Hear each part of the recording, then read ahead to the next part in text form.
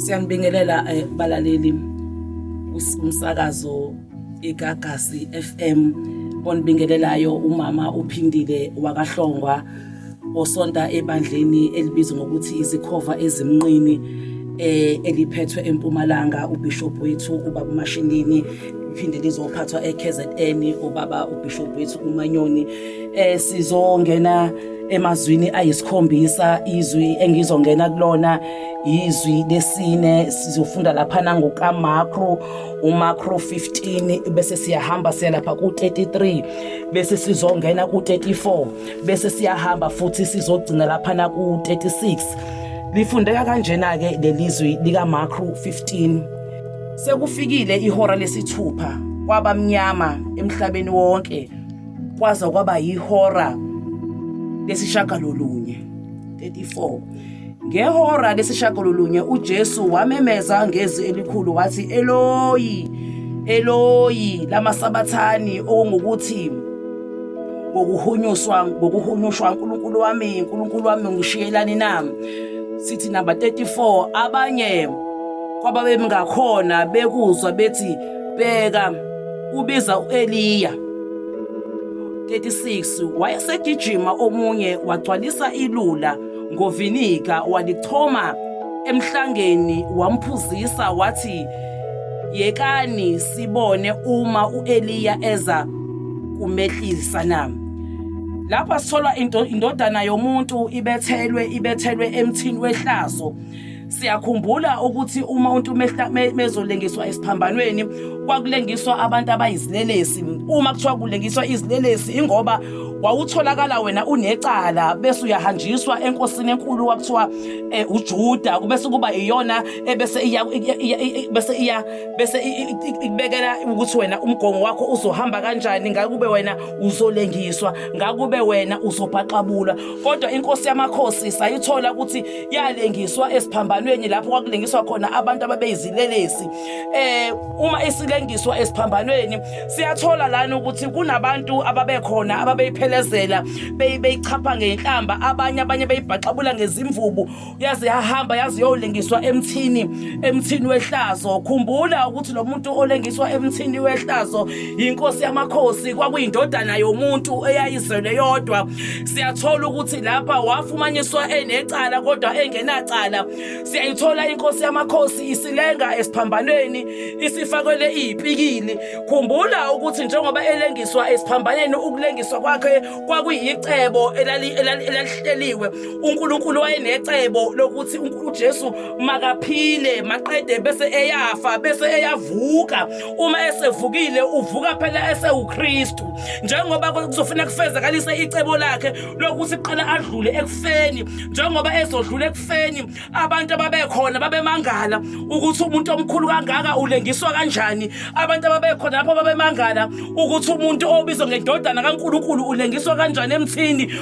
Bayamangala ukuthi lo muntu owaziwa ngokuthi unamandla amakhulu uyakwazi ukwenza izinto. Yingakho abanye babethi myekeni masethi Eloyi, athi Eloyi lama sabathani, athi Thixo wami ungishiyelani. Bathi myekeni simbone ukuthi lo nkulunkulu amkhonzayo, lo nkulunkulu athi yena uhamba naye noma ikuphi lapha ekhona, sifuna ukumbona ukuthi uzamkhipha yini lesi siphambano. Kodwa sithola ukuthi lapha kwenzeka ini, kuhlukana inyama nomphefumulo. Uma sekuhlukana inyama nomphefumulo, yila sithola khona inkosi yamakhosi isimemeza, ila sekwenzakala khona icebo laNkulunkulu. Ngoba phela icebo kwakuwukuthi yena makafe kwenzeke ihlazo. Yebo mntaka baba, siyazi ukuthi emhlabeni izinto ziyenzeka. Abantu bayangena emahlazweni bekholwa, abantu bayangena emahlazweni bethandaza, abantu bayangena emahlazweni benabantwana abathiwa badliwunga emakhaya. Kodwa siyazi ukuthi kuleli khaya kuyakhulekwa. Siyazi ukuthi ubaba la ekhaya umfundisi, kodwa bese kuphuma abantwana kuthiwa lo mntwana kahle kahle uyidla kanjani iwunga, ebeni ubaba wakhe umfundisi, ekubeni umama wakhe umfundisi. Yingakho uthuthola ngehlazo, ngoba bafuna ukubona ukuthi asizugudluka yini ekukholweni. Sithi mntaka baba, ungagudluka ekukholweni. emdlalweni ungagudluki ngoba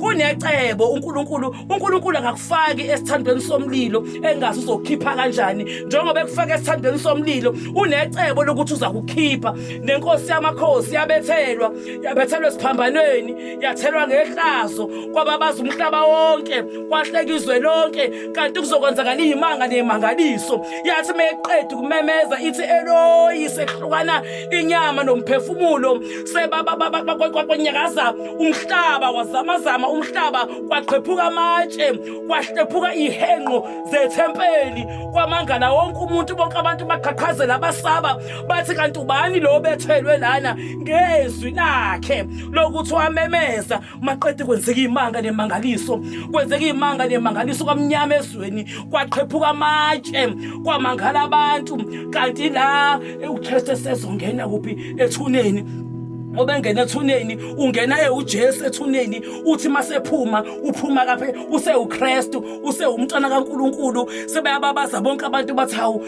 kanjani lona ngoba besilazi ihlazo lakhe besimazi ukuthi lona kade bethele neselelesi usevuke kanjani ethuneni usephume kanjani ethuneni ingakho ngithi mntaka baba mawukholwa ikholwa liyafakwa esimeni mawukholwa siyadlula ezintweni uma sidlula ezintweni ezinzima hayi ngoba suke zizosibulala ingoba sifuna ukuthi singene ethuneni singene ekukhulekeni maqede bese sizalwa kabusha siba uKristu ngithi mntaka baba icebo laNkuluNkulu lingevinjwe yonke into ekenzakala empilweni yakho ingoba uNkulunkulu unecebo yonke into eyenzakala empilweni yakho uNkulunkulu uyazi futhi uzokukhipha kanjani njengoba uKristu naye wahlekwa yizwe kwababaza umhlaba wonke kanti unecebo lokuthi masengenile ethuneni uzophuma phinda abe inkosi yamakhosi kuphinde kubabaza umhlaba wonke bathi uphume kanjani lo ethuneni bathi uvuke kanjani ekufeni uNkulunkulu uyawenza isimanga nemangaliso mntaka baba umhlaba